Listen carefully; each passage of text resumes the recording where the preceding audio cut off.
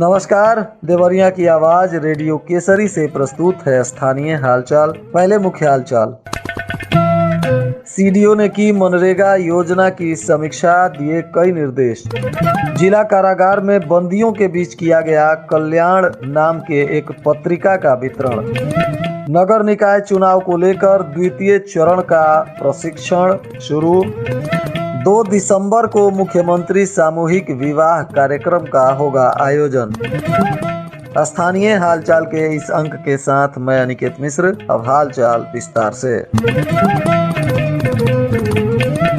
देवरिया के मुख्य विकास अधिकारी रविंद्र कुमार की अध्यक्षता में महात्मा गांधी नरेगा अंतर्गत समस्त विकास खंड के कार्यक्रम अधिकारी एवं अतिरिक्त कार्यक्रम अधिकारी के साथ सोशल ऑडिट के अंतर्गत आज बैठक और समीक्षा की गई, जिसमें वर्ष 2022-23 में सोशल ऑडिट के अंतर्गत अवशेष ATR के अपलोड किए जाने में विकास खंड भाटपा रानी 133, बरहज 114, सदर 175, भागलपुर 113, बलुअनी 157, भटनी 173, गौरी बाजार 151, रामपुर कारखाना 120, तरकुलवा 110, सलेमपुर 89 एवं देसही देवरिया 99 सर्वाधिक ATR लंबित पाए जाने पर संबंधित कार्यक्रम अधिकारी एवं अतिरिक्त कार्यक्रम अधिकारी को चेतावनी निर्गत किया गया और कहा गया कि आप लोग 100% जल्द से जल्द NTR को अपलोड करना सुनिश्चित करें। वहीं वसूली योग्य धनराशि की समीक्षा भी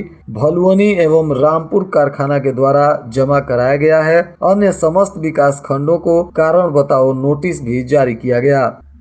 बंदियों के जीवन में सुधार को लेकर जिला प्रशासन ने आज जिला कारागार में बंदियों के बीच 100 कल्याण नामक एक पत्रिका का वितरण किया। बताया गया है कि यह पत्रिका गीता प्रेस गोरखपुर से प्राप्त की गई है और इस कल्याण नाम की पत्रिका जो कैदियों के बीच वितरित की गई है, इनको पढ़ने के बाद कैदियों में अध्यात्म का विशद विश्लेषण समझ में आएगा और इनका अध्ययन कर बंदीगण अपने जीवन में सुधार ला सकेंगे। इसी सोच के साथ बंदियों के बीच इस पत्रिका का वितरण किया गया।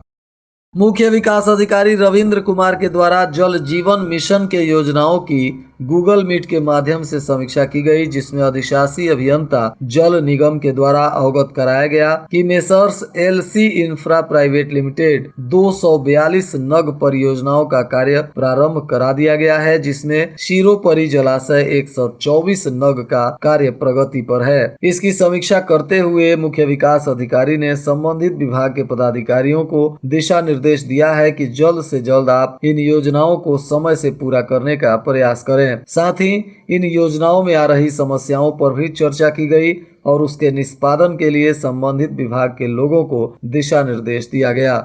देवरिया के प्रभारी अधिकारी कार्मिक प्रशिक्षण और मुख्य विकास अधिकारी रविंद्र कुमार की अध्यक्षता में नगर निकाय के सामान्य निर्वाचन 2022 के सकुशल संपादन को लेकर द्वितीय प्रशिक्षण का कार्य गांधी सभागार में मास्टर ट्रेनर एवं तकनीकी तथा सैद्धांतिक प्रशिक्षण के द्वारा दी गई। इस प्रशिक्षण में समस्त मास्टर ट्रेनर जिला बेसिक शिक्षा अधिकारी देवरिया उपस्थित थे। समस्त मास्टर ट्रेनर को नगरीय विकास के निर्वाचन संबंधी सभी बिंदुओं पर प्रशिक्षण प्रारंभ से मतदान प्रक्रिया प्रारंभ होने तक PPT के माध्यम से प्रशिक्षण किया गया। पीठासीन अधिकारी के महत्वपूर्ण दायित्व तथा मतदान प्रारंभ होने के कम से कम 15 मिनट पूर्व मत पेटी की तैयारी कर लेने और निर्वाचन सामग्री प्राप्त करते समय यह देख लेने की समस्त आवश्यक वस्तुएं तो प्राप्त हो गई हैं कि नहीं, इन सभी बिंदुओं पर बारीकी से प्रशिक्षण दिया गया। देवरिया की एक 18 वर्ष की लड़की गायब हो गई है, जिसके बारे में बरहज के प्रभारी निरीक्षक ने जानकारी दी और बताया कि इस लड़की का नाम ऋषिभा यादव है, जो राम किशुन यादव की पुत्री है और यह तितौली की रहने वाली है, जो बरहज थाना क्षेत्र में आता है और इसका पोस्ट भेदवा बताया जा रहा है। इस लड़की की लंबाई 5 फुट 5 इंच है और यह लड़की अपने घर से गायब बताई जा रही है और इसके प्राप्त होने पर इसकी जानकारी बरहज के मोबाइल नंबर 8299806159 पर दिया जा सकता है। साथ ही प्रभारी निरीक्षक थाना बरहज के मोबाइल नंबर पर भी इस बच्ची की जानकारी मिलने के बाद सूचना दिया जा सकता है। इनका मोबाइल नंबर है 94 544 032 18। इसलिए थाना बरहज के प्रभारी निरीक्षक ने बताया कि यदि कहीं भी यह 18 वर्षीय लड़की जिसका नाम ऋषिभा यादव है यह दिखाई दे तो निश्चित ही आप थाना को इसकी जानकारी दें।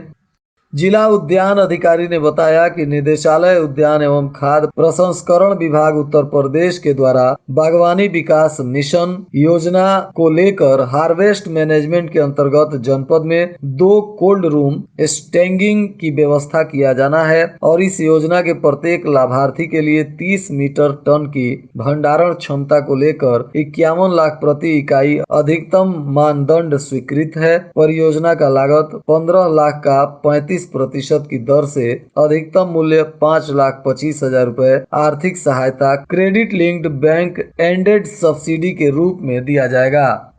वहीं जिला समाज कल्याण अधिकारी जयसवार लाल बहादुर ने बताया कि समाज कल्याण विभाग के द्वारा संचालित मुख्यमंत्री सामूहिक विवाह योजना के अंतर्गत देवरिया में सामूहिक विवाह कार्यक्रम 2 दिसंबर को शुभ मुहूर्त में महाराजा अग्रसेन इंटर कॉलेज देवरिया में आयोजित किया जाएगा। इस योजना में अनुसूचित जाति, अनुसूचित जनजाति, अन्य पिछड़े वर्ग, अल्पसंख्यक वर्ग एवं सामान्य वर्ग के गरीब व्यक्तियों जिनकी वार्षिक आय 2 लाख रुपए तक हो और उनके पुत्रियों की शादी के लिए इस योजना के माध्यम से सहयोग दिया जाता है। इस योजना के अंतर्गत प्रत्येक जोड़े पर 51,000 रुपए व्यय किया जाता है, जिसमें विवाहित कन्या के खाते में 35,000 तथा 10,000 रुपए की सामग्री जोड़े को उपहार के स्वरूप दिया जाता है एवं 6,000 रुपए भोजन, टेंट इत्यादि पर खर्च किया जाता है। इच्छुक व्यक्ति अपनी पुत्री की शादी हेतु 28 नवंबर तक अपना रजिस्ट्रेशन आवेदन पत्र ग्रामीण क्षेत्र के व्यक्ति संबंधित खंड विकास अधिकारी कार्यालय एवं शहरी क्षेत्र के व्यक्ति संबंधित अधिशासी अधिकारी नगर पालिका को जमा कर सकते हैं। जिलाधिकारी जितेंद्र प्रताप सिंह एवं पुलिस अधीक्षक संकल्प शर्मा ने पॉक्सो अधिनियम के तहत दर्ज मामलों में त्वरित निस्तारण करने को लेकर अभियोजन विभाग के साथ समीक्षा बैठक की। इसमें जिलाधिकारी ने पॉक्सो एक्ट के तहत दर्ज प्रकरणों में त्वरित निस्तारण के लिए प्रभावी कार्रवाई करने का निर्देश दिया। उन्होंने बताया कि 6 माह से अधिक समय से लंबित प्रकरणों की सूची जल्द से जल्द उपलब्ध कराएं और पॉक्सो एक्ट के तहत दर्ज प्रकरणों का त्वरित निस्तारण करना भी सुनिश्चित करें। इसमें किसी भी स्तर पर कोताही न बरती जाए। विभिन्न विभाग आपसी समन्वय स्थापित कर पॉक्सो एक्ट की मूल भावना के अधीन त्वरित निस्तारण कराएं। जनपद में पॉक्सो एक्ट के तहत 550 प्रकरण दर्ज हैं, जिनकी सुनवाई 3 न्यायालयों में विभिन्न चरणों पर हो रही है। इनमें से 2 न्यायालयों में वर्तमान समय में न्यायाधीश की तैनाती नहीं है, जिससे केस के निस्तारण की गति प्रभावित हो रही है। जिलाधिकारी ने इस संबंध में उचित कार्रवाई करने का निर्देश दिया। जिलाधिकारी ने आज एक बैठक के दौरान ड्रेस कोड का उल्लंघन करने वाले डीजीसी क्रिमिनल राजेश कुमार मिश्रा को बैठक से बाहर निकलने का निर्देश दे दिया। दरअसल यह डीजीसी क्रिमिनल अधिकारी के बैठक में कुर्ता पैजामा पहनकर आए थे, जिस पर जिलाधिकारी ने गहरी नाराजगी व्यक्त की और बैठक में ही इनको निकलकर बाहर जाने का निर्देश दिया। इस दौरान कई पदाधिकारी भी मौजूद रहे। और आज के मौसम का तापमान देवरिया में न्यूनतम 13 डिग्री सेल्सियस और अधिकतम 26 डिग्री सेल्सियस रहने की संभावना है। अंत में मुख्य हालचाल एक बार फिर। सीडीओ ने की मनरेगा योजना की समीक्षा, दिए कई निर्देश। जिला कारागार में बंदियों के बीच किया गया कल्याण नाम के एक पत्रिका का वितरण। नगर निकाय चुनाव को लेकर द्वितीय चरण का प्रशिक्षण शुरू। 2 दिसंबर को मुख्यमंत्री सामूहिक विवाह कार्यक्रम का होगा आयोजन। इसके साथ ही रेडियो केसरी से प्रसारित स्थानीय हालचाल का यह अंक समाप्त हुआ। नमस्कार।